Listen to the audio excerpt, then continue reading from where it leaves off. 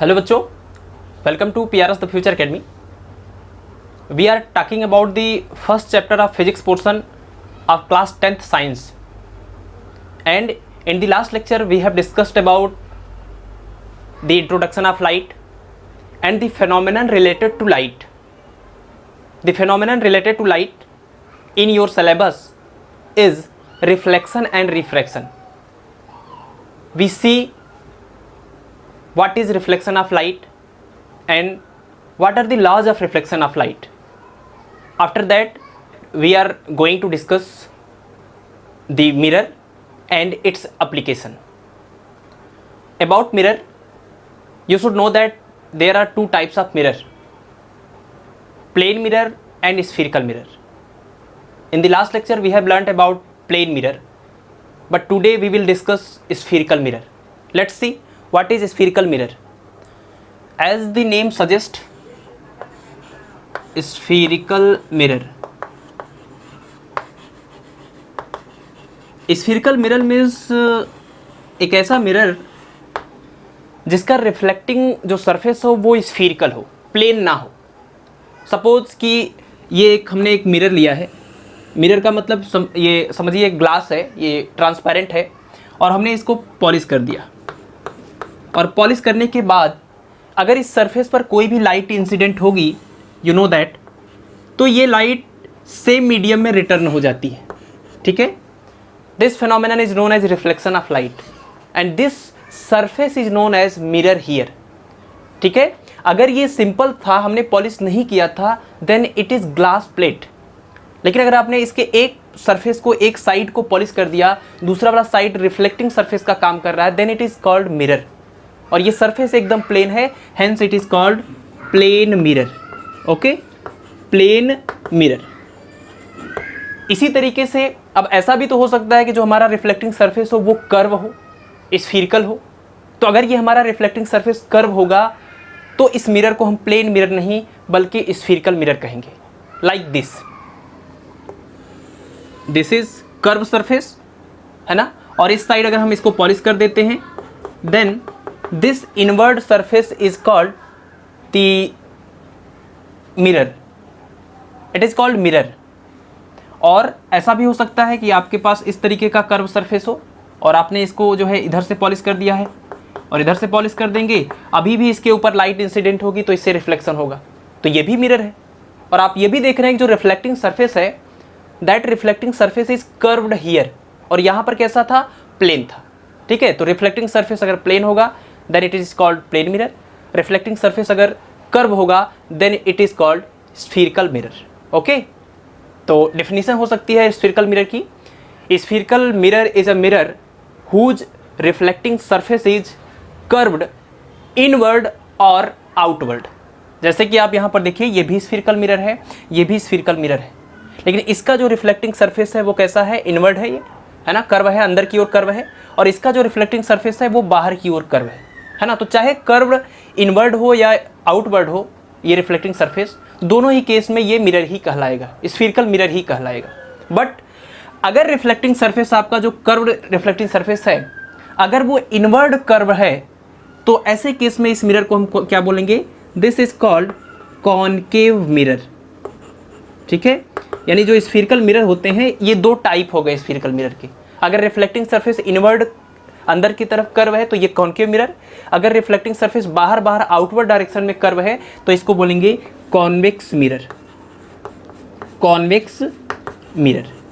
ठीक है, तो there are two types of spherical mirror, name concave mirror and convex mirror. और ये दोनों के दोनों जो मिरर होते हैं, इन दोनों की प्रॉपर्टीज अलग होती हैं। रिफ्लेक्शन ये भी करता है, रिफ्लेक्शन ये भी करता है, बट दोनों के रिफ्लेक्शन करने का जो तरीका है वो अलग है। तो देखते हैं कि क्या डिफरेंस है इन दोनों के रिफ्लेक्शन करने में। सपोज कि ये हमारे पास जो कॉनकेव मिरर है, इस पर हम बहुत सारी इस तरह से पैरेलल लाइट इंसिडेंट करेंगे। तो जब इसके ऊपर पैरेलल लाइट इंसिडेंट करी जाती है तो ये देखा गया कि ये कॉनकेव मिरर इन सभी पैरेलल रे ऑफ लाइट को रिफ्लेक्ट करती है। और रिफ्लेक्ट कैसे करती है, इन सारे पॉइंट्स को किसी एक पॉइंट पर कन्वर्ज करती है। यानी जितने भी ये रिफ्लेक्ट होते हैं ये सब किसी एक ही पॉइंट पर जाके कन्वर्ज होते हैं, इस पॉइंट पर, है ना, ऐसा लग रहा है इन सारी लाइट को इसने क्या कर दिया, रे ऑफ लाइट को इसने कन्वर्ज कर दिया है एक पॉइंट पर। और इसी प्रॉपर्टी की वजह से ही कॉन्केव मिरर को हम लोग कन्वर्जेंट मिरर भी कहते हैं। क्यों? क्योंकि ये लाइट को कन्वर्ज कर रही है, ठीक है। और यहाँ पर अगर आप कॉन्वेक्स के केस में बात करेंगे तो इसकी प्रॉपर्टी इससे एकदम डिफर है। जैसे कि सपोज कि यहाँ पर हम ये इसका एक्सिस इसको बोलते हैं, अभी हम लोग इसके बारे में डिस्कस करेंगे। सपोज कि हम इस पर पैरेलल लाइट को अगर इंसिडेंट कर रहे हैं तो क्या होता है, इसके ऊपर जब parallel ray of light incident करी गई तो ये नोटिस किया गया कि इससे जो रिफ्लेक्शन होता है वो इस तरीके से होता है, यानी ये जो लाइट है वो और ज़्यादा डाइवर्ज हो गई, है ना। ये लाइट आप देखिए यहाँ इस तरीके से इंसिडेंट कर रहे थे, लेकिन जब यहाँ से रिफ्लेक्ट हुई इस आउटवर्ड रिफ्लेक्टिंग सरफेस से तो ये इस तरीके से फैल गई, यानी कि डाइवर्ज हो गई। और इसी वजह से इस मिरर को क्या बोलते हैं, इसको बोलते हैं डाइवर्जेंट मिरर, ठीक है। तो कॉन्केव मिरर को कन्वर्जिंग मिरर कहते हैं, याद रखिए कॉन्केव मिरर को ही कन्वर्जिंग मिरर कहते हैं। क्वेश्चन आता है कि व्हाट इज कन्वर्जिंग मिरर, तो आप बता सकते हैं कि converging mirror is a mirror that can converge the parallel ray of light. तो अगर ये पैरेलल रे ऑफ लाइट को कन्वर्ज कर रही है तो ये कन्वर्जिंग मिरर है, और अगर ये डाइवर्ज कर रही है तो डाइवर्जिंग मिरर है। ओके, तो ये हो गया आपका डाइवर्जिंग मिरर। डाइवर्जिंग मिरर, तो नाम दोनों का एकदम क्लियर रखेंगे कि कॉन्केव मिरर को ही इसका सेकंड नाम है कन्वर्जिंग मिरर और कॉन्वेक्स मिरर का नाम है डाइवर्जिंग मिरर। तो अभी तक आपने क्या क्या देखा आज की क्लास में कि व्हाट इज स्फीरिकल मिरर। तो spherical mirror is a mirror whose reflecting surface is curved inward और आउटवर्ड। ओके, तो अगर if the reflecting surface is curved inward then it is called concave mirror. The concave mirror converges the ray of light incident parallel on it, hence it is also known as converging mirror. And the mirror whose reflecting surface is curved outward, it is called convex mirror. It diverges the ray of light incident on it, hence it is also called diverging mirror. Okay, now we will see the term related to spherical mirror. यानी ये जो spherical mirror होते हैं इनसे related कुछ terminology है जो आपके आगे जो है इसमें यूज़ होता रहेगा इमेज फॉर्मेशन के लिए। तो पहले हमको समझना है कि कौन कौन से टर्म होते हैं और उनका मीनिंग क्या होता है। Let's see. देखिए, स्फीरिकल मिरर जो होते हैं, स्फीरिकल मिरर को हम किसी स्फीयर का एक पार्ट सपोज कर सकते हैं। मीन्स अगर आपने देखा कि ये जो कॉन्केव मिरर है, ये कॉन्केव मिरर, कैसे पता चलेगा कॉन्केव मिरर है, तो आप जानते हैं कॉन्केव मिरर उसको बोलेंगे जिसका रिफ्लेक्टिंग सरफेस जो होता है किधर की तरफ कर्व होगा, अंदर की ओर कर्व होगा। मीन्स अब हमको ये बाहर वाले साइड को पॉलिश करना पड़ेगा। ओके, अगर बाहर हमने पॉलिश कर दिया तो रिफ्लेक्शन इनवर्ट सरफेस से होगा, और जब रिफ्लेक्शन इनवर्ट सरफेस से होता है तो ऐसे मिरर को बोलते हैं कॉन्केव मिरर या फिर कन्वर्जेंट मिरर। ओके, अब देखिए ये जो आप देख रहे हैं यहाँ पर कॉन्केव मिरर, ये कॉन्केव मिरर आपको दिख रहा होगा कि ये जो स्फीरिकल मिरर है ये किसी एक स्फीयर का पार्ट दिखता है। आप ऐसे सपोज कर सकते हैं कि ये किसी स्फीयर का, इस तरह से कोई एक स्फीयर था, हॉलो स्फीयर, उसी का ये एक पार्ट है। सिमिलरली अगर हम कॉन्वेक्स मिरर के बारे में बात करें, देखिए ये कॉन्वेक्स मिरर है हमारा, अभी तक तो ये कोई मिरर नहीं है, अभी हमने इसको कहीं से पॉलिश नहीं किया, तो ये कॉन्वेक्स मिरर या कॉन्केव मिरर कोई मिरर नहीं है। डिपेंड करता है कि हमने पॉलिश किस साइड किया हुआ है। अगर हम इनवर्ड पॉलिश कर दें तो रिफ्लेक्टिंग सरफेस कौन सा वाला हो जाएगा, ये आउटवर्ड सरफेस, और अगर आउटवर्ड सरफेस रिफ्लेक्टिंग सरफेस है तो इस मिरर को बोलेंगे कॉन्वेक्स मिरर। और अगर हम ये बाहर इसको जो है पॉलिश कर दें, बाहर पॉलिश कर देंगे तो रिफ्लेक्टिंग सरफेस कौन सा हो जाएगा, ये इनवर्ड हो जाएगा। और अगर ये इनवर्ड ये सरफेस जो है वो रिफ्लेक्टिंग सरफेस है तो ये कौन सा मिरर होगा, ये फिर से वही कॉन्केव मिरर हो जाएगा। ध्यान रखना है आपको, ये जो है इसका जो है फिगर नहीं याद कर लेना है कि ये इस तरीके से होता है और ये इस तरीके से होता है। डिपेंड करता है कि आपने पॉलिश किधर किया हुआ है ना। तो depending upon the polished surface आप जो है क्लासीफाई कर सकते हैं इन मिरर्स को। तो अगर हमने देखिए यहाँ पर बाहर पॉलिश किया है तो अंदर से रिफ्लेक्शन होगा तो कॉन्केव है, यहाँ पर भी अगर हम बाहर पॉलिश कर दें तो अंदर से रिफ्लेक्शन होगा, कॉन्केव है, ठीक है। लेकिन हमको चूंकि यहाँ पर कॉन्वेक्स बनाना है तो हम इसको अंदर से पॉलिश कर देते हैं और इनवर्ट सरफेस को पॉलिश कर देंगे तो रिफ्लेक्शन कहाँ से हो सकता है, तो रिफ्लेक्शन आउटवर्ड सरफेस से होगा। और जब रिफ्लेक्शन आउटवर्ड सरफेस से होगा तो इस मिरर को क्या बोलेंगे, इसको बोलेंगे कॉन्वेक्स मिरर, ठीक है, कॉन्वेक्स मिरर। तो ये कॉन्वेक्स मिरर हो गया और ये कॉन्केव मिरर हो गया। और इस कॉन्वेक्स मिरर को भी आप किसी एक स्फीयर का एक पार्ट मान सकते हैं, किसी हॉलो स्फीयर का एक पार्ट हो सकता है ये, ठीक है। यानी ये जो स्फीयरिकल मिरर होते हैं वो किसी हॉलो स्फीयर के एक पार्ट होते हैं। अब इसी के बेस पर, इसी हॉलो स्फीयर के बेस पर हम कुछ टर्मिनोलॉजी को समझेंगे। सबसे पहला जो टर्म है दैट इज सी। सी का मतलब है centre of curvature, centre of curvature. अब सेंटर ऑफ कर्वेचर को जानने से पहले मैं आपको ये बता दूं कि व्हाट इज कर्वेचर। कर्व का मीनिंग तो समझते ही होंगे। कर्व का मतलब कि बेंड हो, जैसे कि ये एक कर्व है, जो चीज़ प्लेन नहीं है वो कर्व है। ये भी कर्व आपको दिख रहा है। अगर ये पूरा ये कंप्लीट था तब तो ये कर्व था, लेकिन अगर ये पूरा नहीं है, बस इसका एक छोटा सा हमने पार्ट यहाँ तक लिया हुआ है, तो इसको आप कर्वेचर भी कहते हैं, ठीक है। एक छोटा सा पार्ट है, ये पूरे कर्व का एक पार्ट है, दैट इज कर्वेचर। तो इस कर्वेचर का हमको जो सेंटर हम जो बताएंगे that is centre of curvature, ठीक है। और इस कर्वेचर का सेंटर बोलने का क्या मतलब है? इस कर्वेचर के सेंटर का मतलब है centre of the hollow sphere whose this curvature is a part. यानी ये कर्वेचर जिस हॉलो स्फीयर का एक पार्ट है, उस हॉलो स्फीयर के सेंटर को इस कर्वेचर का सेंटर बोलेंगे, यानी सेंटर ऑफ कर्वेचर बोलेंगे, ठीक है। तो आप देख रहे हैं कि ये हॉलो स्फीयर है, इसका अपना एक इधर सेंटर होगा, और जो भी इसका सेंटर होगा उस सेंटर को इस कर्वेचर का या इस मिरर का बोलेंगे सेंटर ऑफ कर्वेचर, ठीक है। हॉलो स्फीयर के सेंटर को ही मिरर का सेंटर ऑफ कर्वेचर बोलते हैं। सिमिलरली आप इसके भी केस में देखेंगे तो इसका भी एक सेंटर ऑफ कर्वेचर होगा, ठीक है। ये तो पहला टर्म था, what is centre of curvature. तो the mirror is a part of hollow sphere and the centre of this hollow sphere is known as centre of curvature. It is represented by C, okay. Next term है pole, और ये सबसे ज़्यादा देखा कहा जाए तो इम्पॉर्टेंट है, क्योंकि कोई भी चीज़ों की जो कोई भी डिस्टेंस का यहाँ पर डिटर्मिनेशन हम लोग करेंगे तो पोल से ही स्टार्ट करते हैं, है ना। तो इसलिए पोल को समझना जरूरी है। इसको पोल बोलते हैं, पोल ऑफ मिरर या पोल। ये जो भी हमारे पास मिरर है, चाहे वो कॉन्वेक्स हो चाहे वो कॉन्केव हो, इनका जो रिफ्लेक्टिंग सरफेस है इसका एक मिड पॉइंट होगा कहीं ना कहीं, है ना। यहाँ से लेकर यहाँ तक रिफ्लेक्शन कहीं भी हो सकता है, इसमें भी अंदर से यहाँ से लेकर यहाँ तक पूरा रिफ्लेक्शन कहीं से भी हो सकता है। तो इस रिफ्लेक्टिंग सरफेस का जो मिड पॉइंट है that is called pole of mirror, ठीक है। The mid point of reflecting surface is known as the pole of the mirror. इसी तरीके से यहाँ पर भी इसका भी एक मिड पॉइंट होगा, इसको भी बोलेंगे पोल ऑफ मिरर, और P से रिप्रेजेंट करेंगे इसको, ओके। नेक्स्ट है प्रिंसिपल एक्सिस।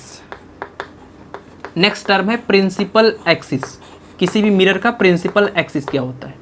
तो मिरर का प्रिंसिपल एक्सिस क्या होता है? तो एक लाइन है ये, और ये लाइन कहाँ से कहाँ पास होती है यही हमको ध्यान रखना है।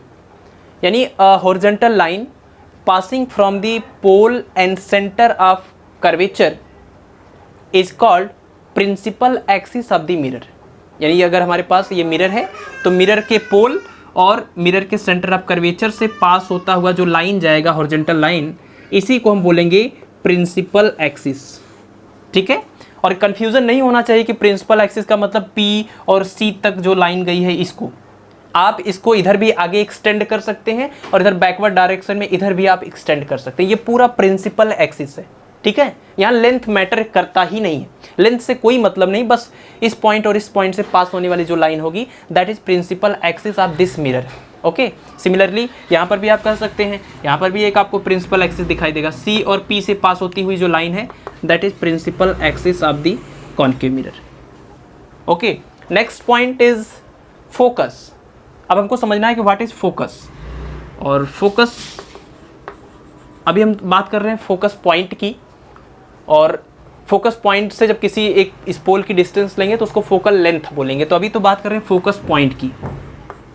ध्यान रखना है आपको, फोकस पॉइंट और फोकल लेंथ दोनों में कंफ्यूज नहीं होना है, इसको डिफरेंशिएट करना है क्लियरली।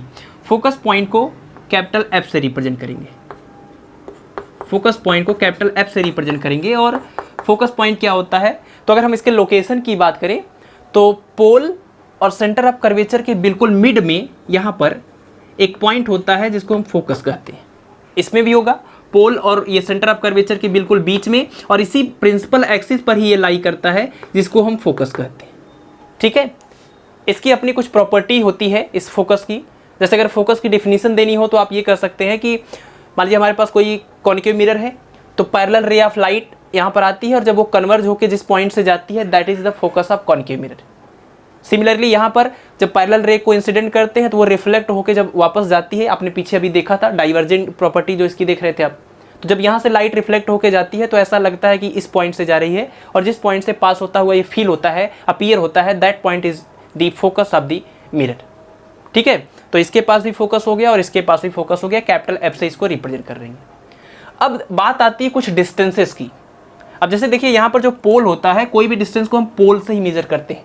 अगर हम पोल से सेंटर ऑफ कर्वेचर के बीच की डिस्टेंस को मेजर करेंगे तो आप ये समझ रहे हैं कि ये सेंटर ऑफ कर्वेचर इस पूरे स्फीयर का सेंटर है, इसका मतलब कि ये रेडियस है। लेकिन हमारे पास पूरा स्फीयर तो है नहीं, हमारे पास बस ये कर्वेचर है, ये बस हमारे पास मिरर है। तो अगर हमारे पास बस मिरर है या कर्वेचर है तो ये जो डिस्टेंस है, ये जो रेडियस है, इसको रेडियस नहीं बोलेंगे बल्कि रेडियस ऑफ कर्वेचर बोलेंगे। जैसे इसको बोल रहे थे सेंटर ऑफ कर्वेचर, वैसे इस डिस्टेंस को बोलेंगे रेडियस ऑफ कर्वेचर। ठीक है, तो पोल और कौन सा पॉइंट है, तो अगला पॉइंट है सेंटर ऑफ कर्वेचर। तो पोल और सेंटर ऑफ कर्वेचर के बीच की जो डिस्टेंस है that is called radius of curvature. तो नेक्स्ट पॉइंट है radius of curvature, radius of curvature. और इसको कैसे रिप्रेजेंट करेंगे, इसको कैपिटल आर से रिप्रेजेंट करना है। ठीक है, distance between the pole and centre of curvature of mirror is known as radius of curvature, it is represented by R. Next है फोकल लेंथ। अभी हमने क्या देखा था, फोकस पॉइंट, ये एफ, कैपिटल एफ। अब बात करेंगे फोकल लेंथ की।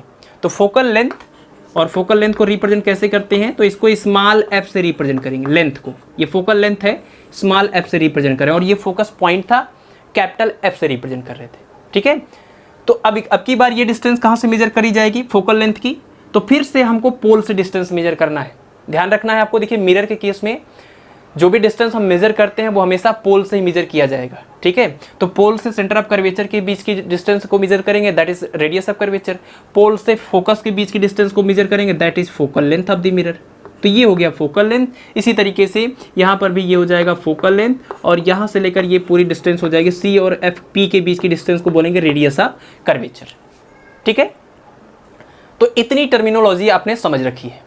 अब एक दो और मैं आपको बता देता हूं जो कि इतना तो इंपॉर्टेंट नहीं है, लेकिन आप जान लीजिए। अपर्चर एक टर्म होता है, अपर्चर ऑफ मिरर। तो अपर्चर का क्या मतलब होता है, अपर्चर का मतलब यह है कि रिफ्लेक्टिंग जो सरफेस दिख रहा है, ये रिफ्लेक्टिंग सरफेस या यहाँ पर ये रिफ्लेक्टिंग सरफेस, इस रिफ्लेक्टिंग सरफेस की जो टोटल लेंथ है, दैट इज टोटल जो डायमीटर है, इसको बोलते हैं अपर्चर। जैसे कि अगर यहाँ से लेकर यहाँ तक की डिस्टेंस मेजर करी जाए तो इसको बोलते हैं मिरर का अपर्चर। वैसे यहाँ पर भी ये जो पूरी डिस्टेंस ली जाए इसको बोलते हैं अपर्चर। ठीक है, चलिए ये तो हो गए आपके जो है terms related to spherical mirror. एक रिलेशन आप यहाँ पर याद कर सकते हैं। आपने देखा कि सेंटर ऑफ कर्वेचर और पोल के बिल्कुल बीच में ये फोकस पॉइंट लाई करता है, और इस डिस्टेंस को आपने स्मॉल एफ बोला है, और ये पूरी डिस्टेंस को आपने कैपिटल आर बोला है।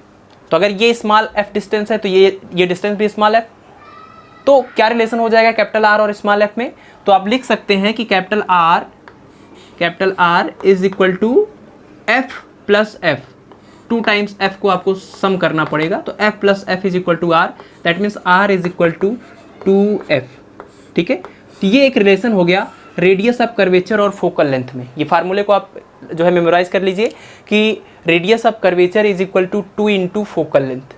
ओके, तो ये तो रही बात terms related to spherical mirror की। अब एक बड़ी ही इंपॉर्टेंट बात जो आपने यहाँ पे डायग्राम भी देख रहे हैं अब काफ़ी देर से आप लोग, कि इमेज फॉर्मेशन का क्या मीनिंग है। एक बार की बात है कि ये आप पहचानते ही होंगे मिस्टर झामलू, इनके बचपन में उदय सर ने कुछ बातें इनको बता रहे थे और उन्होंने कहा था कि we can not see anything in this world without reflection. और तब ये बात इनको समझ में नहीं आई, ये काफ़ी छोटे थे। लेकिन जब ये क्लास 10th में पहुँचे मिस्टर झामलू, तो इन्होंने सोचा कि why can not we see the object without reflection, कि हम किसी भी ऑब्जेक्ट को बिना रिफ्लेक्शन के क्यों नहीं देख सकते। अगर लाइट अवेलेबल है तो हमको वो ऑब्जेक्ट दिखनी चाहिए। तो इसको आप पॉइंट आउट करिए कि लाइट का रिफ्लेक्शन होना किसी भी ऑब्जेक्ट के देखने के लिए बहुत ज़्यादा ज़रूरी है।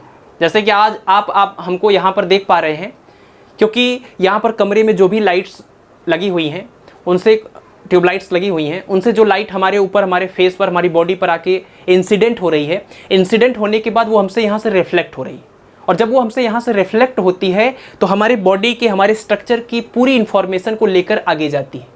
और जब वो लाइट आपकी रेटिना में, आपकी आँख में जाती है तो उस रेटिना पर, उस स्क्रीन पर इमेज बनता है, और जिसकी वजह से दुनिया में कोई भी ऑब्जेक्ट को आप देख पाते हैं।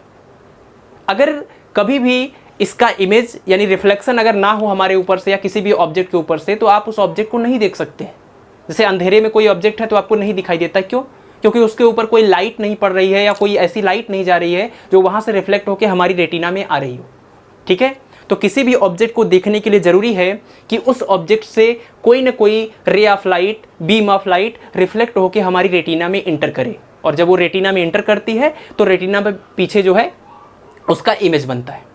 रेटिना पर इमेज कैसे बनता है ये तो हमारा नेक्स्ट चैप्टर होगा कि physical world, human I and colourful world, ये आपका चैप्टर है फिजिक्स का अगला। तो उसमें हम लोग डिस्कस करेंगे डिटेल्स में कि ह्यूमन आई के अंदर कैसे इमेज फॉर्मेशन होता है और कब ऑब्जेक्ट अच्छा दिखता है, कब नहीं दिखता है, ये बहुत सारी बातें वहाँ पर डिस्कस करेंगे। काफ़ी इंटरेस्टिंग चैप्टर है। ठीक है, तो झामलू का ये जो क्यूरियासिटी था वो क्लास 10th में जाके जो है शांत हुआ कि किसी भी ऑब्जेक्ट से, किसी भी ऑब्जेक्ट को देखने के लिए रिफ्लेक्शन का होना जरूरी क्यों है। तो ध्यान रखना है आपको, मिरर का भी काम यही होता है। चेहरा आप देखते हैं मिरर में, क्यों देख पाते हैं? क्योंकि आपको पता है कि आप जब उस मिरर के सामने खड़े होते हैं तो आपके बॉडी से कुछ रे ऑफ लाइट उस मिरर में जाती हैं। मिरर, चूंकि ये सरफेस एकदम स्मूथ है, ये सरफेस एकदम स्मूथ है, एकदम चिकना है, तो जो रे ऑफ लाइट इधर से ऐसे जाती हैं वो वहाँ से जो है रिफ्लेक्ट होकर फिर ह्यूमन आई में आती हैं और आपको वो ऑब्जेक्ट दिखाई देता है, मीन्स अपना चेहरा दिखाई देता है। ठीक है, जैसे आप दीवार में अपना चेहरा नहीं देख पाते हैं क्योंकि उससे उतनी रे ऑफ लाइट रिफ्लेक्ट होके, यानी आपकी बॉडी से जाने वाली सभी रे ऑफ लाइट रिफ्लेक्ट होके एग्जैक्टली आपकी आई में नहीं आती है, वो स्कैटर्ड हो जाती है ना। इसको बोलते हैं इर्रेगुलर रिफ्रैक्शन, इर्रेगुलर रिफ्लेक्शन। तो आपको ऑब्जेक्ट तब क्लियरली दिखाई देता है जब किसी भी ऑब्जेक्ट से रेगुलर रिफ्लेक्शन हो, और मिरर का सरफेस इतना स्मूथ होता है, यहाँ पर रेगुलर रिफ्लेक्शन होते हैं और आप अपने इमेज को, अपने चेहरे को बहुत ही क्लियरली देख पाते हैं। तो मैं उम्मीद करता हूँ कि झामलू के दिमाग में जो क्यूरियोसिटी थी क्लास 10th में पहुँचने के बाद, और आपके भी दिमाग में शायद ये रहा हो, ये आज आपको समझ में आ गया होगा कि क्यों रिफ्लेक्शन के बिना हम किसी ऑब्जेक्ट को देख नहीं सकते। तो आज की क्लास में इतना ही रखते हैं, मिलते हैं आपसे नेक्स्ट लेक्चर में। इस चैप्टर में कुछ और भी चीज़ें हम लोग देखेंगे, मिरर से इमेज का फॉर्मेशन होता कैसे है। Till then take care your health, thank you.